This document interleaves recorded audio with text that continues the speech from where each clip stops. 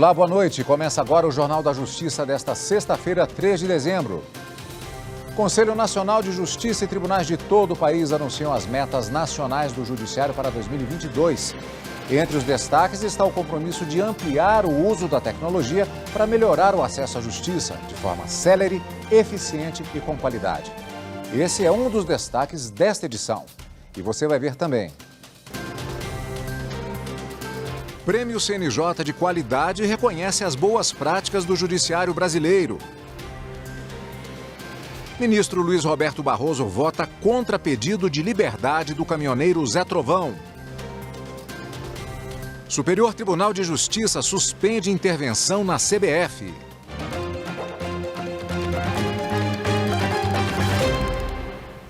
Nesta sexta-feira, o Conselho Nacional de Justiça e os tribunais de todo o país anunciaram as metas nacionais do Judiciário para 2022. Durante o último dia do 15º Encontro Nacional do Poder Judiciário, que reuniu representantes de 91 órgãos da Justiça de todo o país, foram anunciadas as 12 metas estabelecidas para o próximo ano.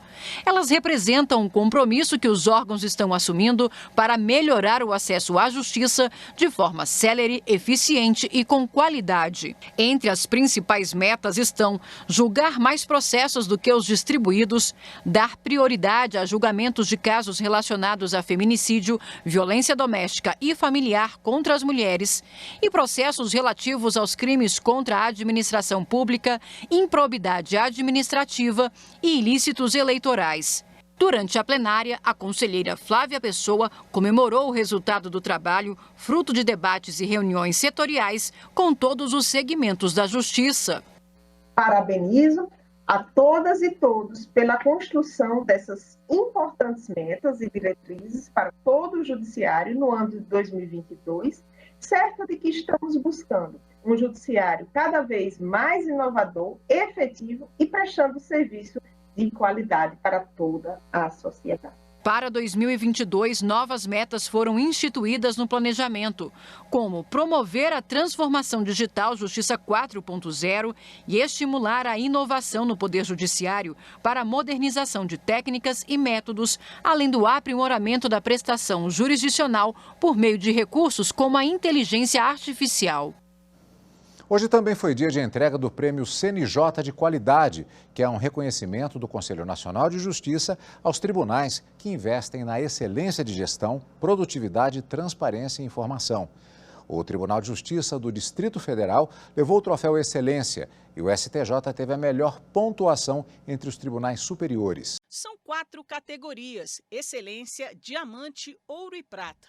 O prêmio reúne um conjunto de 137 critérios que avaliam o desempenho dos tribunais sob a ótica da governança, produtividade, transparência, qualidade da informação e avanços tecnológicos, que é o eixo estruturante da gestão do ministro Luiz Fux. Esse ano tivemos como novidade a verificação do grau de implantação de algumas ações do programa Justiça 4.0. como o Juízo 100% Digital, o Balcão Virtual, os Núcleos de Justiça 4.0, que visam ao aprimoramento da PDPJ e do PJE. Pela primeira vez, um Tribunal de Justiça levou a premiação na categoria Excelência. Foi o Tribunal de Justiça do Distrito Federal. Com muita honra, recebemos esses prêmios, porque o nosso tribunal, apesar do contexto de pandemia aparentemente desfavorável, concentrou esforços. Já na categoria Diamante, 14 tribunais foram premiados, entre eles o Tribunal Superior do Trabalho, o Superior Tribunal Militar e o Superior Tribunal de Justiça. Prêmio máximo que avaliou a produtividade, a governança, a transparência e dados e a tecnologia significa para o Tribunal Superior do Trabalho atingir os parâmetros no cumprimento da sua missão institucional. Esse prêmio representa o esforço dos nossos magistrados e servidores para que a nossa justiça esteja cada vez mais alinhada. Desde o início desta gestão, sempre participativa e agregadora, buscamos aprimorar a atuação do Tribunal da Cidadania. A lista completa dos vencedores está disponível no site do Conselho Nacional de Justiça. O presidente do TSE, ministro Luiz Roberto Barroso, participou hoje da abertura do 8º Encontro Nacional dos Juristas da Justiça Eleitoral, que neste ano foi realizado em Vitória, no Espírito Santo, na sede do Tribunal Regional do Trabalho. Barroso foi homenageado com o lançamento da 3ª edição da revista de jurisprudência do Colégio Permanente dos Juristas da Justiça Eleitoral, em que ele é capa da publicação. Durante o evento, Barroso falou sobre desinformação, reforma eleitoral e sobre os 33 anos da democracia brasileira.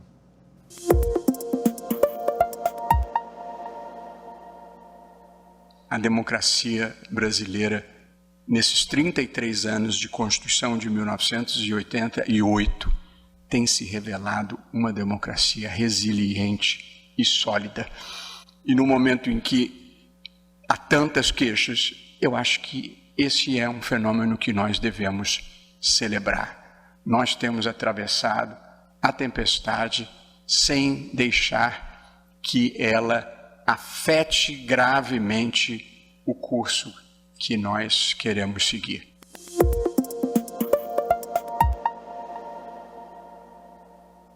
É preciso enfrentar os comportamentos inautênticos, que é o uso de robôs, de perfis falsos e de trolls, que são pessoas que reproduzem as provocações, que é uma forma artificial de fazer todo mundo pensar que só se fala naquilo.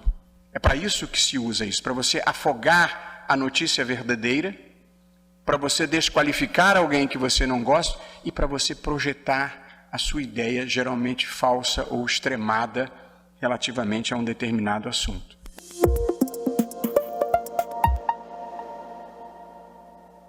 O TSE defende, como sistema eleitoral de eleição para a Câmara dos Deputados e para as casas legislativas estaduais e municipais, o sistema distrital misto, por acreditar que ele barateia o custo das eleições, aumenta a representatividade política dos parlamentares e facilita a governabilidade. Um sistema em que metade da Câmara dos Deputados seria eleita pelo voto no distrito e a outra metade pelo voto partidário. Portanto, cada eleitor teria direito a 2 votos, um no candidato da sua preferência no seu distrito e outro no partido da sua preferência. A democracia no Brasil e no mundo foi o assunto abordado pelo presidente do TSE, ministro Luiz Roberto Barroso, no 2º Encontro Nacional da Seção Brasileira da Sociedade Internacional de Direito Público, realizado na tarde desta sexta-feira. O ministro Barroso falou sobre a experiência de combater as notícias falsas e ressaltou a importância das parcerias na luta contra as fake news durante as eleições. Na de 2020, nós fizemos parceria com todas as plataformas, fizemos parceria com todas as agências checadoras de notícias, fizemos parceria com todas as empresas de telefonia para permitir que as pessoas acessassem a página da Justiça Eleitoral que desmentia informações falsas sem gastar o seu pacote de dados, e tínhamos a parceria com as plataformas quando a gente desmentia alguma coisa relevante de ataques ao processo eleitoral, eles colocavam um link na página inicial ou uma chamada, seja no Facebook, seja no WhatsApp. Portanto, nós estamos aprendendo. E o que nós aprendemos no TSE agora, recentemente, foi que a medida mais importante que nós tomamos contra o ódio foi a desmonetização desses sites. E o Tribunal Superior Eleitoral promoveu nesta semana uma campanha para reforçar a participação dos jovens na política. O TSE se preparou para intensificar as campanhas de estímulo à participação dos jovens nas eleições, como parte dos eventos da Semana do Jovem Eleitor, que começou na última segunda e termina hoje. Foi lançada uma nova versão do Guia da Cidadania. O material produzido pela Escola Judiciária Eleitoral do TSE reúne um material didático para alunos e professores do ensino médio sobre a participação de jovens no processo eleitoral brasileiro. Você pode acessar o guia no site do TSE. E a campanha que convida os jovens com a hashtag Bora Votar já está nas telinhas e nas ondas de rádio. O conteúdo será reproduzido em todo o país até o dia 31 de dezembro. 2 vezes por ano, o tribunal starta uma campanha de conscientização do eleitor mais jovem, porque é preciso que nas eleições proporcionais e nas eleições majoritárias, que acontecem ano que vem, para os governos dos estados e da União, haja representação, eleição de representantes das ideias da juventude. O voto só é obrigatório para maiores de 18 anos, mas fica a dica. Quem completa 16 anos até o dia 2 de outubro de 2022, data do primeiro turno das eleições, vai poder votar se quiser. Mas para isso, é preciso tirar o título de eleitor. Fique atento. O período para tirar a primeira via do documento vai de janeiro a maio. E você pode pedir o documento mesmo que ainda tenha 15 anos. Fica tranquilo que é tudo pela internet. Eles são o futuro do país, né? Então, toda a sociedade democrática governa não só para o presente, como para as gerações futuras. Pois é, acessando a ferramenta Título Net pelo site do TSE ou do TRE do seu estado, é possível pedir o título de eleitor. E se você já tirou o documento, mas perdeu, pode pedir outra via a qualquer momento. Então, bora votar. E veja a seguir, pedido de destaque interrompe julgamento sobre suspensão de norma que impede demissão de não vacinados. Votamos já.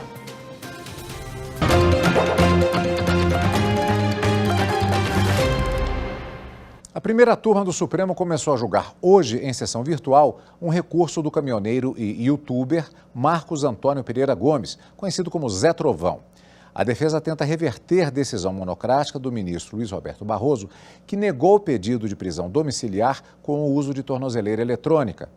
Primeiro a votar, o relator do caso manteve o entendimento e foi seguido pela ministra Rosa Weber. O caminhoneiro e youtuber está preso preventivamente desde o dia 26 de outubro em Joinville, Santa Catarina.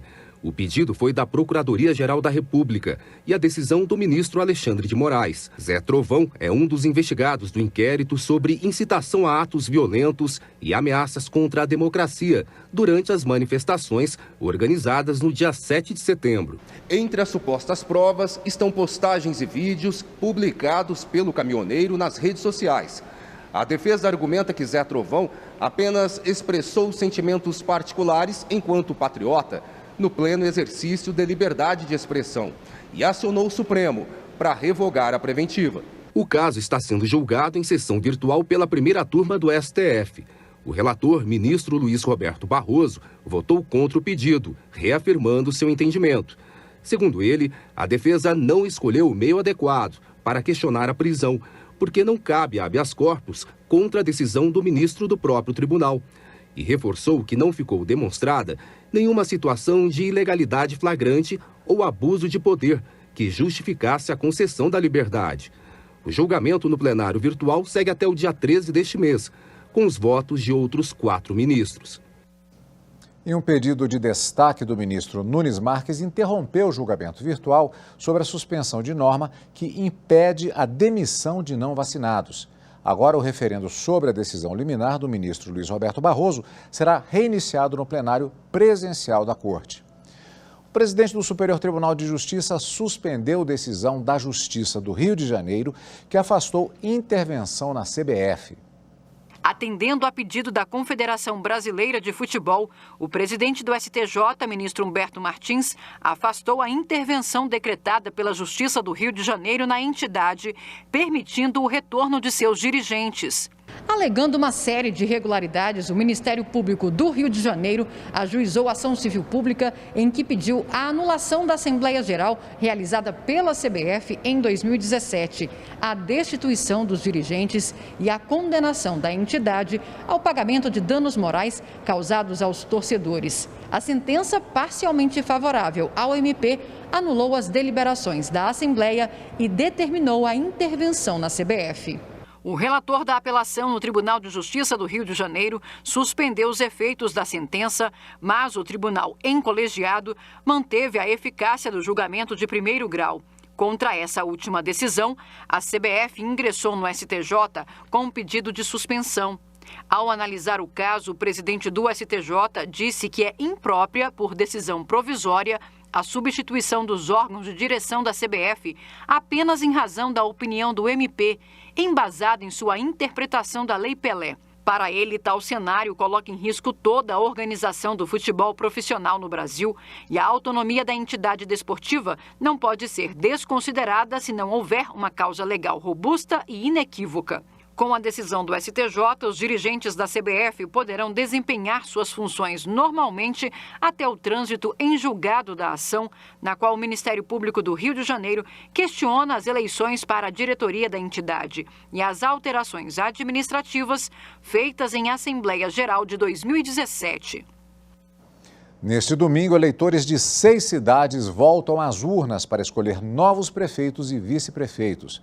A eleição suplementar será realizada das 8 horas da manhã às 5 da tarde, nos municípios cearenses de Barro e Viçosa, do Ceará, Coari, no Amazonas, e em Salmourão, Reginópolis e Vargem, no estado de São Paulo.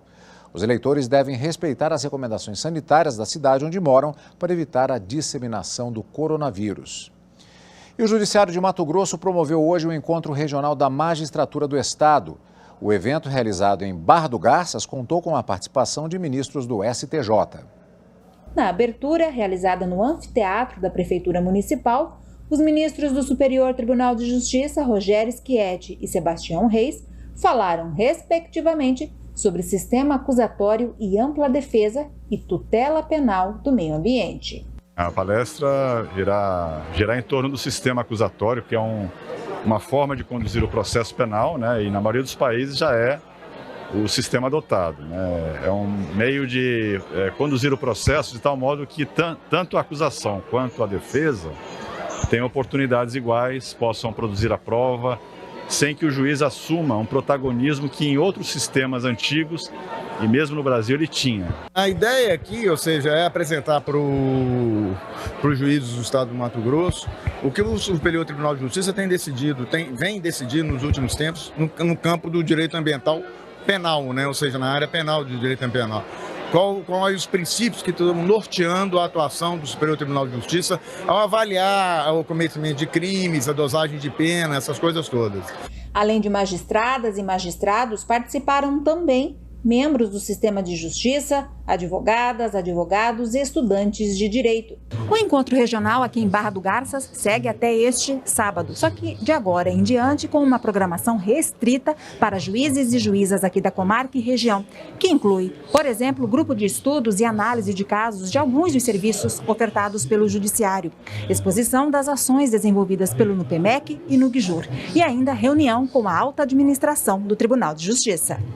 Organizado pelo Judiciário Mato-Grossense por meio da Escola Superior da Magistratura de Mato Grosso, desembargador João Antônio Neto, o objetivo do evento, além de proporcionar integração e conhecimento, é colaborar para uma justiça moderna e eficiente, que garanta qualidade ainda maior do serviço prestado. Ele tem por escopo maior, obviamente, está fazendo esse congressamento de toda a comunidade jurídica, e aí eu acho que não podia ter sido melhor escolha. Nós estamos, além de estar numa cidade bastante acolhedora, nós também estamos fazendo desta cidade um polo onde nós estamos trazendo para Barra do Garças todas as comarcas na circunvizinhança para estar aqui nesse encontro debatendo assuntos de interesse da comunidade jurídica.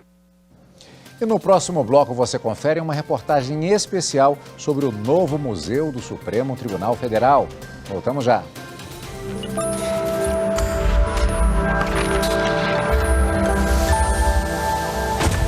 O centro da Constituição Federal é o direito à vida como inviolável e tudo aquilo que torna digna a existência. A segurança, as normas do trabalho, a economia justa, a proteção das nossas crianças e adolescentes, o amparo às nossas famílias, a saúde e muito mais. Por isso, quanto mais a Constituição for conhecida e cumprida, mais perto nós estaremos da nação próspera em que todos nós sonhamos viver.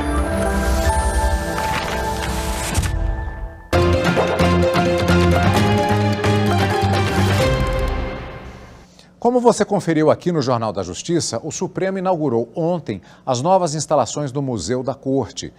O novo espaço projetado pelo arquiteto Paulo Mendes da Rocha se destina à preservação e à divulgação da memória institucional do STF. E o Museu do Supremo é justamente o tema de hoje sobre os 130 anos da Corte na Era da República. Confira a reportagem especial de Viviane Novaes.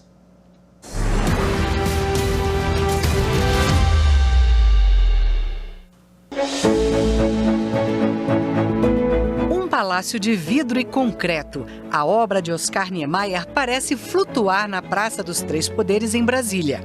Embaixo do prédio do Supremo Tribunal Federal, no subsolo, um museu novinho.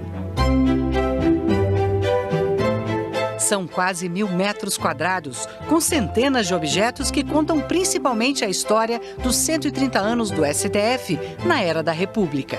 O Museu do Supremo, ele apresenta um conjunto variado de elementos que demonstra para a sociedade a importância do seu papel na democracia constitucional brasileira. O museu foi desenhado pelo arquiteto Paulo Mendes da Rocha, de renome internacional. Nestas imagens de fevereiro do ano passado, ele apresentava o projeto ao Instituto do Patrimônio Histórico e Artístico Nacional, o IPHAN.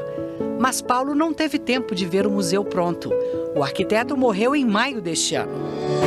Agora a gente convida você a dar uma volta sem sair do lugar. Olha aí a ata de instalação do Supremo, redigida com caneta nanquim em 28 de fevereiro de 1891. Ao lado, a primeira Constituição brasileira, do mesmo ano. O texto foi revisado pelo mais ilustre advogado brasileiro, Rui Barbosa. Aqui, ele aparece ao lado do filho Alfredo Rui, saindo da sede do Supremo no Rio, em 1900. O museu reúne processos julgados pela Corte na época em que tudo era escrito à mão. Este é um habeas corpus em que Rui Barbosa defendeu 48 civis presos na Fortaleza Militar de Santa Cruz por ordem do presidente da República. A caneta foi usada para a assinatura da Constituição de 1946 pelo ministro Aliomar Baleiro, então deputado federal constituinte. O grande painel de vidro tem fotos dos ministros que já passaram pela Suprema Corte. O interessante é que as fotos parecem um filme positivo da antiga máquina fotográfica. As imagens podem ser vistas dos dois lados do painel. Este móvel parece um armário, não é mesmo? Mas é uma cabine telefônica que ficava na Sala das Togas para uso exclusivo dos ministros. Aqui dentro, os magistrados tinham mais privacidade na hora de falar ao telefone.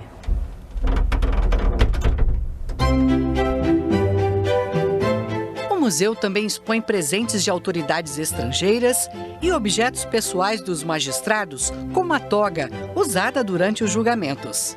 Estes óculos de grau pertenciam ao ministro Cordeiro Guerra. Os gravadores eram usados pelo ministro Marco Aurélio para registrar suas decisões. Depois ele entregava a gravação para os auxiliares fazerem a transcrição. E por falar em gravador, veja só uma coleção de aparelhos usados na década de 70 para registrar as sessões de julgamento. O tempo passou e o tribunal começou a divulgar as sessões ao vivo pela Rádio e TV Justiça. Estes painéis mostram julgamentos de grande repercussão. O direito da pessoa transgênero mudar o nome e o gênero no registro civil. O uso de células tronco-embrionárias em pesquisas científicas, as cotas para negros nas universidades, o reconhecimento da união homoafetiva. O espaço do museu é um espaço que permite essa reflexão pela sociedade do relevante papel que a Corte possui na guarda dos direitos fundamentais e na promoção de um avanço cultural, porque a sociedade ela avança culturalmente na medida em que direitos fundamentais são reconhecidos. O espaço também abriga uma exposição da OAB com documentos históricos, bustos de advogados famosos e uma galeria dos presidentes do Conselho Federal da Ordem. A Associação dos Magistrados Brasileiros também montou uma exposição que conta a sua história. Esta é uma réplica do barco da Justiça Itinerante do Tribunal de Justiça do Amapá, que atendia a população ribeirinha. O espaço físico do museu, ele é um ambiente de mediação entre a instituição e a própria sociedade, que consegue, ao ter contato com o acervo e a história contada ali naquele ambiente, ela se sente mais pertencente à história do país e ela consegue se conectar em termos práticos. Quando ela vê uma decisão que impacta um determinado grupo da sociedade ou todo o conjunto da sociedade, ela consegue se inserir nesse contexto e entender que a história da instituição é a própria história do país. Convidamos a estudante Carolina Nogueira para visitar o espaço. Ela passou por cada cantinho do museu e tudo o que viu aqui diz que vai levar na bagagem de universitária e cidadã brasileira. É muito importante que a gente se mantenha conectado sobre a nossa história enquanto brasileiro, a construção do nosso povo, a prestação dos nossos direitos, como que a gente conseguiu chegar onde a gente está com a nossa consolidação da nossa democracia. Trouxe muitas reflexões que eu com certeza vou levar adiante.